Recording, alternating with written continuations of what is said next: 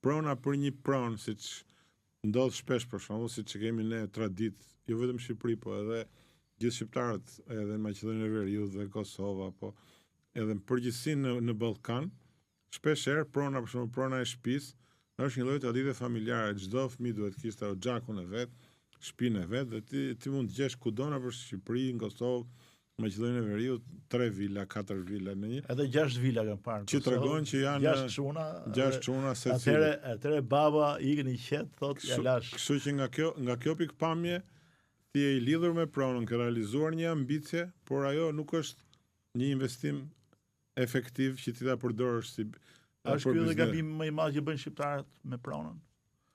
Unë nuk mendoj që duhet konsideruar gabim, po jemi në një etapë, në një ekonomi të re që është ekonomia tregut dhe marrëdhëniet me paranë dhe marrëdhëniet me kapitalin duhen parë në një formë tjetër, jo forma klasike për cilën ne jemi mësuar, që lidhet më shumë edhe me idenë e kursimeve, depozitimeve në banka, ai që ka mundësi.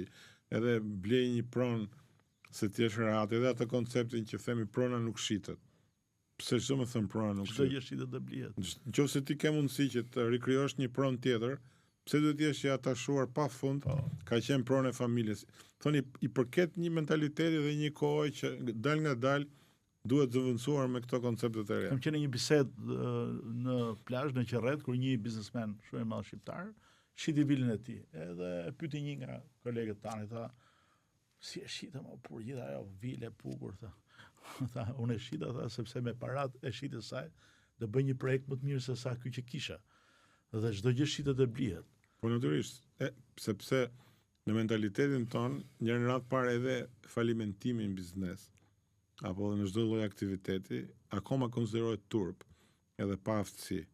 Dhe në shumë raste, shumë biznese i mbajnë investimet thjesht që mos turprohen se çfarë do thotë fshati se çfarë do thotë për mua. Ndërkohë që në vendet e zhvilluara, po sidomos Shtetet e Bashkuara, në vendet anglosaksone. Po ndihet kjo edhe në media, për shembull, ka shumë media që nuk i shesin vetëm nga sedra, domethënë. Falimentimi në këto vende konsiderohet si elementi i parë ose i dytë i mundësisë suksesit. Tjetra është që çfarë i mban këto prona, pra pronën përgjithësi, banesat, investimin në prona në çmime kaq të larta.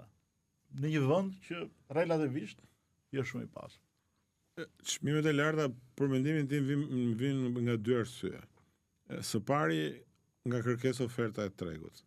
Sepse sado që ti të kërkosh të abuzosh me çmimet, tregu të ndëshkon ashtu siç edhe të pasuron, si thuash, nëse vepron dhe dëgjon sinjalet që vijnë nga tregu. Faktikisht në Shqipëri akoma kërkesa për me që jemi në sektorin e banesave e real estate është shumë e lartë. Është shumë e lartë në për disa qytete, jo kudo, sepse ka qytete ku popullsia është në zvoglim dhe njerëzit largohen edhe çmimi ka rënë ndjeshëm se askujt nuk i duhet një shtëpi atje, ndërkohë që shumë e lartë në Tiranë, Durrës, në për qytetet e mëdha, sepse kërkesa është e lartë. Kërkesa është e lartë.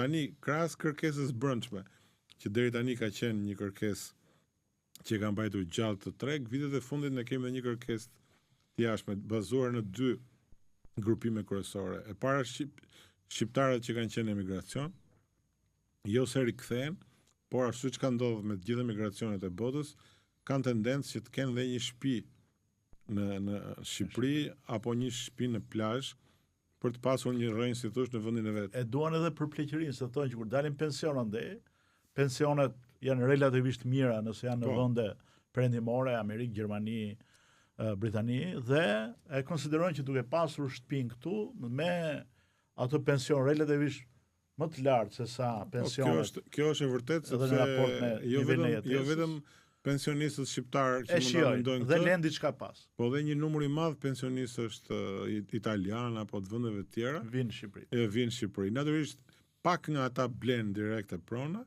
por edhe fakti që i kërkojnë me qira bën që edhe kërkesa e brendshme në Shqipëri, shumë njerëz kanë filluar ta shikojnë si biznes, të blenë apartamente, t'i japin me qira, ta kenë dhe këtë një lloj biznesi. Dhe drejtimi i tretë janë një pjesë të huajve që vinë për të instaluar në Shqipëri, por kujdes brenda tyre siç ka treguar dhe historia dhe me Malnezi apo me vende të tjera, edhe ata janë bërë pjesë e biznesit pronave në Shqipëri. Pra nuk është se vinë edhe blejnë thjesht për vete, po vinë dhe blejnë këtu duke e parë sa dinamikë është ky treg, edhe për të tjerë. edhe për tjerët blejnë, shesin, pra edhe ata janë pjesë konkurrencë, si thosht, Po janë kryesisht polakët për shembull dhe çekët në zonën e Bregdetit të Durrësit, Golemit, Kavajit, po, që kanë ardhur vetë fillimisht dhe pastaj duke parë çmimin relativisht të lirë në raport me të ardhurat e tyre dhe me kërkesën, po, kanë sjell grupe të tjera dhe kështu edhe ata bëjnë biznes sepse historia ka treguar në gjithë vendet e rajonit, po mos shkojmë edhe më gjerë. Është bërë shumë e fortë kjo tendencë. Jo kapitale ruse, jo kapitale përmenden shumë gjëra. Në fakt, përtej ngjyrës apo origjinës vendit nga vinë, ato janë kapitale që bëhet biznes. Apo ndërtojmë shumë, profesor, dhe përjedhoj, a do ulen çmimet? Frika për një flusk, nëse keni fjalën për Bashkë me fluskën, bashkë me flusk imobiliare, për momentin nuk duket afër. Mund të mos ndodhi sepse jo gjithmonë ka ndodhur. Tregu vazhdon të jetë dinamik përderisa kërkesa është dinamike. Tani edhe brenda Shqipërisë, po edhe brenda Tiranës apo qyteteve, po edhe në raport po ndërtohet shumë edhe në zonat malore, po ndërtohet sidomos në zonat bregdetare.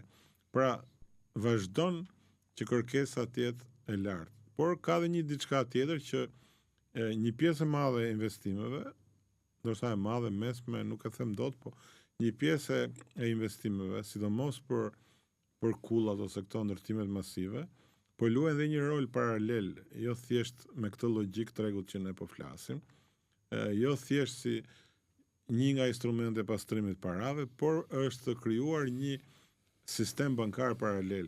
Do thonë ti nëse mund t'i mbash lekët formë monetare në bank, po mund ta kesh depozitën tënde metra katror, ekur, beton. Pra, si është më mirë ti mbash depozita në bank apo ti mbash metra katror? Tani këshillat janë gjithmonë në ekuilibrim 30-30, 40%. Diversifikim, jo diversifikim në një sport. Po, pikërisht sepse shpesh njëherë mund të ketë inflacion edhe ka problem paraja. Njëherë mund të krijohet një flusk edhe ka problem kjo tjetra. Njëherë mund të ketë depozitat në bank edhe bie përqindja e interesit. Ose mund të ketë frenim të rritjes së çmimeve. Të çmimeve dhe elemente të tjera. Kjo është kështu formula klasike se si mund bësh, por unë them që akoma nuk kemi arritur në atë fazë që po ndërtojmë shumë. Po ndërtohet shumë sepse akoma sektori i ndërtimit ka kërkesë dhe është sektor i sigurt. Profesor, në librat tuaj që keni shkruar, por edhe në leksionet që jepni me studentët, apo në takimet që zhvilloni në fushën tuaj, cilat mund të jenë tre gabimet që mund të identifikojmë që bëjnë shqiptarët përgjithsisht në investim?